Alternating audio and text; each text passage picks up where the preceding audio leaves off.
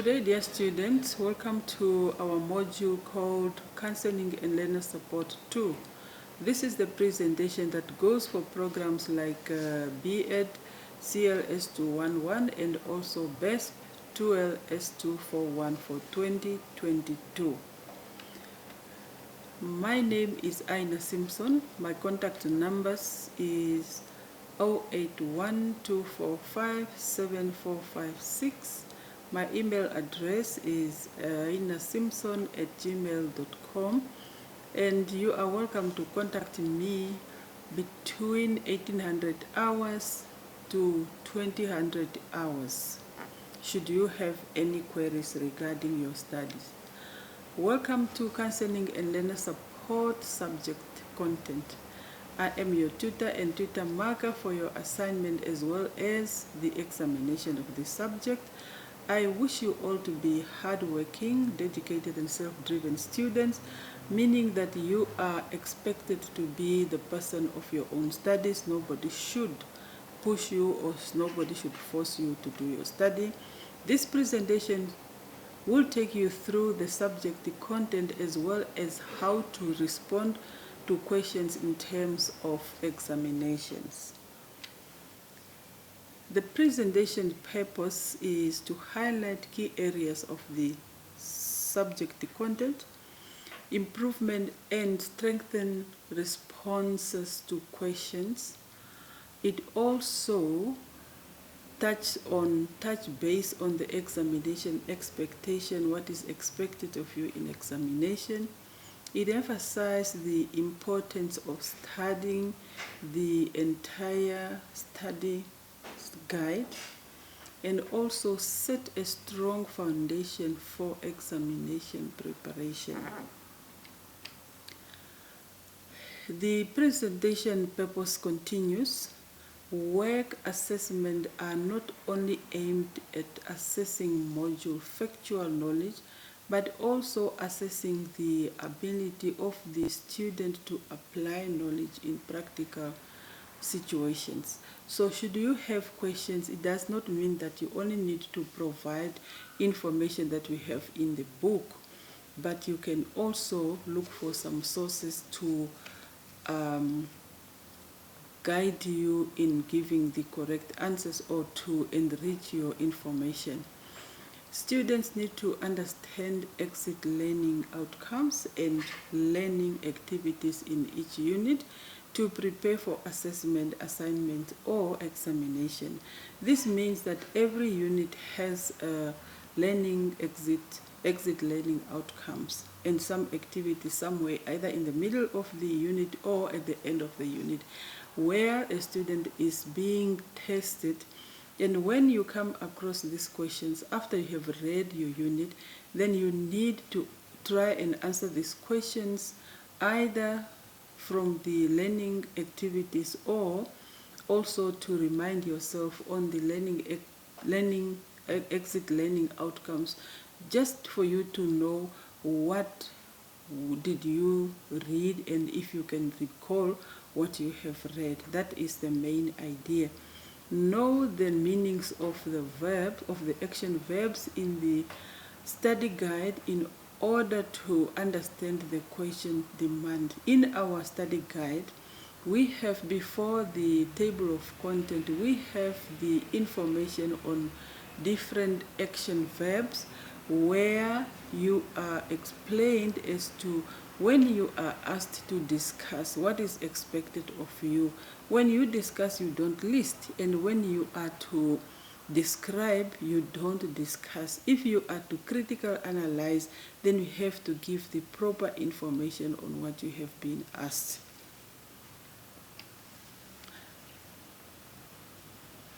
The module's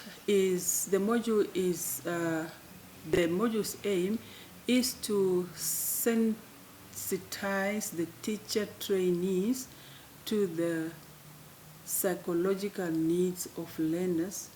It also helps to develop their guidance and counseling, that is now the counselor, know-how and skills, that is also aimed at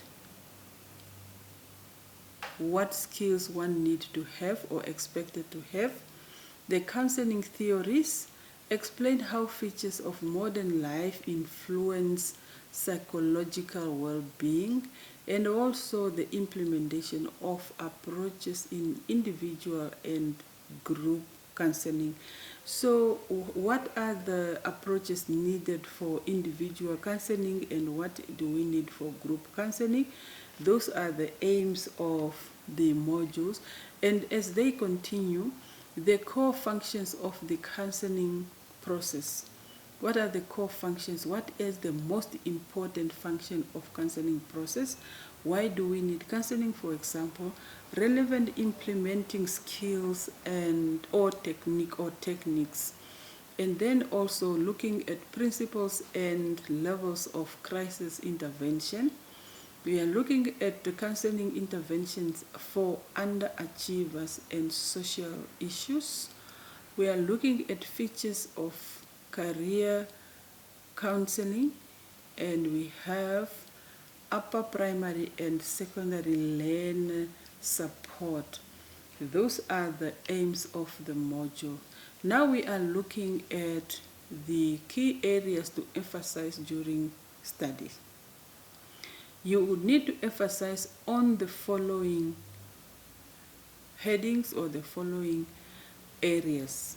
This time around, we are not going to specify what unit, but as you have the book, you take your areas to emphasize on during your study, you go to the table of content, and with that table of content, you now need to look at what are these areas being talked about. We are looking at macro counseling theories. Under macro counseling theories, we have Marxist theory and feminist as well as systems theory. These are different theories that we found under macro counseling theories. And then we are looking at signs and symptoms of pathology to look out for when assessing the mental state of a learner. When you are looking at a learner who seems to have some trouble, some sicknesses, there are some areas that you need to look at. Then you are expected to take note that at this point you can be asked to explain, describe, discuss this by using relevant and appropriate examples depend on the question. It is important to understand the question before, to understand the questions well before trying it out. It's quite interesting, otherwise you will lose marks when you just start answering. Features of modern life influence psychological well-being of a child. What does that mean? We have macro, meso, micro. Then we are going back to macro, which is rate of change, urban environment, globalization, internet information era, transformation, power relations, poverty, crime, street children, other psychological pathology. Those are the modern life features that we find under macro. The rate of change, we don't expect, the world is no longer the same. The rate of change, how the world changes, it is quite incredible. Because when you look at how things should be, how things used to be done in the past is no longer the same as what we have today. And we are looking at urban environment, what is there, what was not there before, and all of that. Meso, it includes family, school, work. Then we have micro. Under micro, we have HIV, we have physical health, and then we also look at suicide. Explain the aims of primary, secondary, and tertiary intervention. Intervention should be understood first before the rest of other information. So which means when we are looking at intervention, we are also looking at the how do we improve on certain areas. That is what is most important. So to improve this, you have areas like primary, you have secondary, and you have tertiary. How do we improve on that? Differentiate the following practitioners in the field of psychology. In the field of psychology, you have different types of psychology. Then we have the clinical psychology, counseling psychologist, educational psychologist, industrial psychologist, and registered counselors. Those are the different types of practitioners in the field of psychology. And then we are looking at features and phases of the psychoanalytic approach. How do we work on, what do we look at when we are talking about psychoanalytic approach? And then we have features and various approaches in group and individual counseling in schools. We earlier heard of the different approaches, and then with those different approaches, how do we work with individuals, and also how do we work within groups. So these are the areas that we need to understand. And then we are looking at 3 core functions of the counseling process. What are those? We have the relationship building. For you to have to know the core function or the most important function of the counseling process, we need to look at the following. So that is now the relationship building. You need to build a relationship with the client, otherwise you will not get anything out of the client's mouth. And then we are looking at the assessing the problem. Now that you have understood what the problem is, or you have heard of what the problem is, you need now to assess what type of problem is that. And also after you have assessed it, then you need to find time to address the problem, because you build a relationship. You should make sure that the client is comfortable with you before the counselor, before the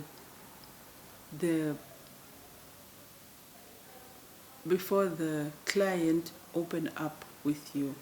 And then we have counseling techniques. What are the techniques of counseling? And the counseling techniques, we have metaphors, rituals, role-playing, journal, symbol drama, homework assignments, circle of trust, and diaries. Those are the counseling techniques. How do we go about? Rituals is as much as counseling looked at as a modern name, we also have it during our parents' time. It's just that perhaps the wording was not there to say what are the correct words to say. We are now doing counseling, but otherwise when you are explained how it's being done, then you are quick to relate it to counseling. And then we look at culture and how it could be accommodated in counseling. It is not only modern life where counseling is being talked about. Counseling came a long way. The only problem is that it is not possibly marketed enough to know that even if you live in the 1900, you still need to understand, you still need to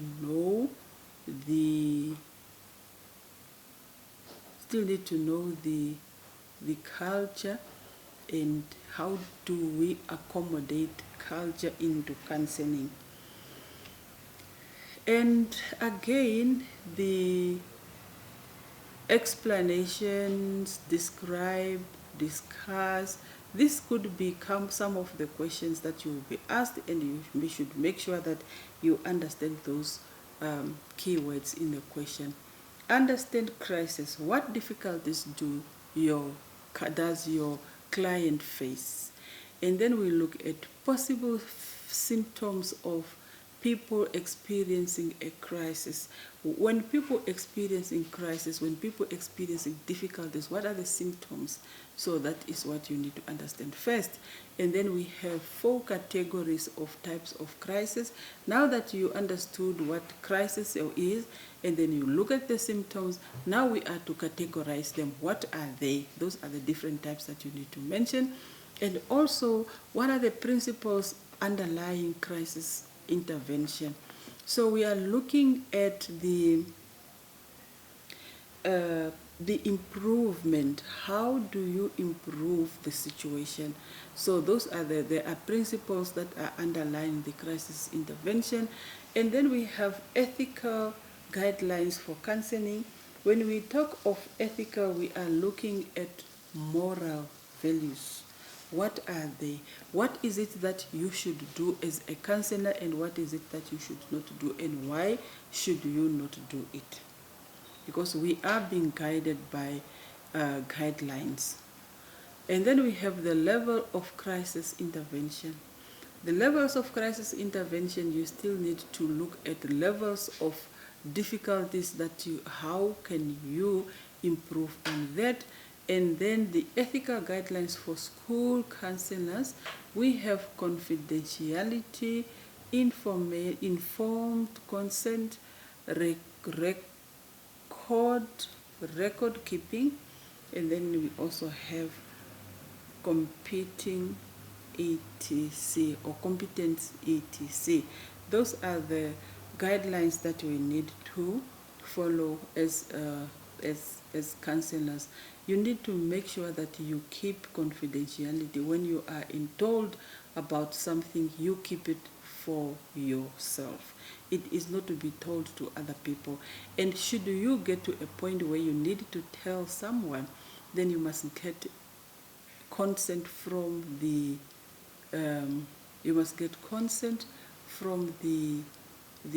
client to say, I give you permission to do this and that. In the absence of that, you are not allowed to do so. Keep confidentiality. Understand underachievement. Who are the persons called underachievement, or what is underachievement? So we are looking at what a person is not achieving compared to the same group of that client. And general characteristics of underachievers. For you to say so and so is an underachiever person, you must be able to tell that these are the characteristics, the person is showing this and that symptoms and so on. And counseling intervention for people who are underachiever, you need to follow a certain path in order to counsel a person who is underachiever. It is not easy to look at a person who knows that this person or this learner is of my age, and yet you cannot do what the person of your age can do. That's where the underachiever comes in. Primary and secondary level counseling intervention for, now you need to differentiate the two. We have the primary and we have the secondary level counseling intervention. How do we help? So how do we improve on that one? We are given information that we can also talk about HIV/AIDS, we talk about rape victims, teenage pregnancy, alcohol and drug abuse, suicide. Those are some of the primary and secondary levels counseling interventions. And then we are looking at the questions again. It's the same. You need to understand the questions, and when you understand the questions, then you should be standing a better chance in in providing the correct answers. We are looking at aspects of relating to the changing world of family, world of work. So when we talk of the world of change, world of work, the world is no longer the same as before. We are moving on. This is why it's called changing world of work. There are different areas that we need to look at under changing world of work. Then we have the 4 important meanings of work in career prospects. The meaning of work, what does it mean if one has to do a certain type of work? And what is it that you need to tell the person who does not understand what career prospect is? What does the client need to know in order to take up a certain career? So that is your duty, to inform the counselor, to inform the client. And then we have the features of entrepreneurship education. Such a client also needs to be informed, to be well informed, so that they understand what entrepreneurship education is. It's very important that the client knows. And then we are looking at other key areas are common possible barriers to effective learning. Now when we are talking of effective learning, we have areas which hinder the client not to study well. So we have now the language level. Possibly there is a language barriers, attention deficit problems. We have motivation, study methods, lack of study materials, surface learning strategy, and drug addiction. These are the barriers that show bad effect on learning. So if a child or a learner does not know the study methods, the correct study methods, even if this learner sits with a book for how many hours, the learner or the client might not understand what he or she has been studying. If the client do not have enough study materials, how do you expect this person to pass? And so on and so on. When the learner, the same client, is under the influence of drugs or something, then it is also not giving a good impression of what the student should have been doing. Key features of emotional support by the teacher. How can a teacher emotionally support the learner or the client? Patience for teaching. You must have patience for teaching. Caring for learners' progress. You should be able to see that your learners are progressing or not. Treating learners with respect. You should also respect learners as much as you expect this. You expect the same treatment from others. In this case, the students or the learners, the clients. And then we are looking at accept all learners. Accept all learners the same, because all learners are the same. There are no better ones. They are all the same. Empathy for learners' anxieties and circumstances. Put yourself in the shoes of that learner who is unable to do A, B, C, and that will give you a good understanding of why the learner behaves in a certain way. And then we are looking at features of helpful feedback to learners. How do you provide helpful feedback to learners? And then we are looking at human backlogs that can exist among learners and explain how to address such backlogs. Now when a learner is facing a certain challenge, you as a counselor need to come in. You need to inform the parents how to go about assisting the learner. Then advise parents to support children's learning at home. How best can you assist the parents to support their children? Because a parent is just a parent. They are not trained, they are not teachers. Not all parents are teachers, but then you need to inform them on how to support their children at home.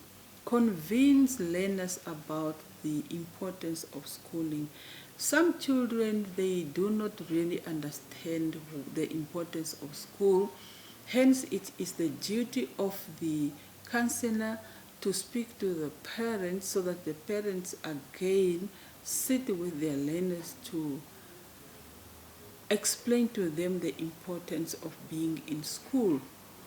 The features of democratic classroom discipline to support learning rather than punishing learners. We are looking at democratic classroom discipline. Such a class have a different way of understanding learners, because each learner has a voice that need to be heard. And when the learner have a voice that need to be heard, it is quite interesting to know that a learner have the rights. The learner need to take part in decision making, and a learner need to understand why this is a problem before you punish the learner. And then we are looking at reasons why a teacher should compile a scheme of work from a syllabus that will guide you on what you need to cover and how long possibly will it take you. That is now to break down the syllabus into smaller pieces or areas. The same questions appeared here again. Should you be asked about the explain, describe, discuss, and many more others, you are urged to know and understand what the question demand is before you attempt them.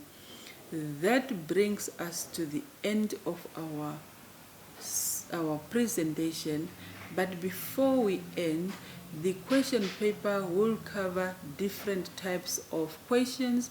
The verbs in question hold the key to better performance because it indicates the level of thinking and therefore the way of structuring answers.